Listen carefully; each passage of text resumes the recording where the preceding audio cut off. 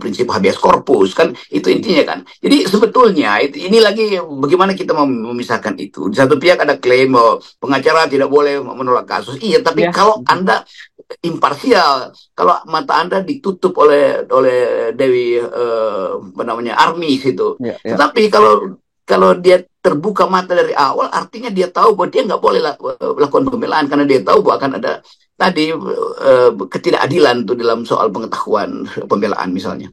Ya, ya, ya, ya, ya, ya, Nanti Artemis marah tuh, sorry ya gimana, terus. gimana? Ya, ya. Yang saya nanti Dewi Artemis itu tiba-tiba dia buka matanya lalu terbelalak tuh karena Dewi Artemis bilang, lu tahu tuh keadaan sebelumnya tuh, gue juga lihat tuh sebelumnya tuh. Nah begitu begitu paradoksnya tuh. Ya, seperti Anda katakan tadi, memang pengacara itu selalu berdalih bahwa mereka itu tidak boleh menolak klien gitu ya, karena itu sumpahnya seorang pengacara seperti itu gitu, karena pengacaranya kan juga penegak hukum gitu.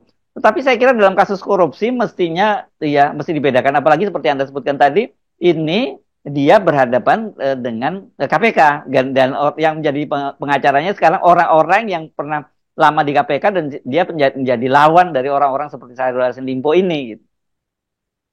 Itu konsep itu yang harus kita perhatikan tuh. Mereka yang pernah ada dalam institusi itu tahu informasi dan karena dia tahu informasi tentu dia akan bias dalam membela orang yang harusnya tidak bisa dia bela tuh. Karena Hmm. tadi dia lebih lebih awal dapat informasi tentang Menteri Pertanian ini. Tetapi karena iming-iming uangnya dia lupa prinsip itu kan. Kan kalau saya tahu dari awal maka saya mesti katakan jangan saya karena saya tahu dari awal ada problem etis di situ tuh. Saya Hmm. tahu bahwa dia memang dari awal udah diincar tuh. Jadi sense sebagai seorang lawyer itu harus lebih dahulu sebelum sense profesionalitasnya Hmm. muncul kan. Ya, ya. Jadi ini profesi, iya profesi Anda itu.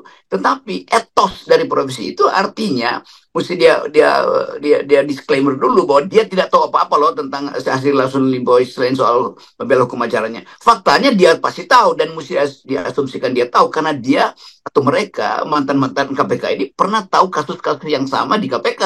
Kan itu tidak etisnya di situ. Ya. Dan ini sebenarnya bukan yang pertama kali ya mereka menghadapi situasi semacam ini. Kita ingat karena dia juga pernah jadi pembela waktu itu keluarga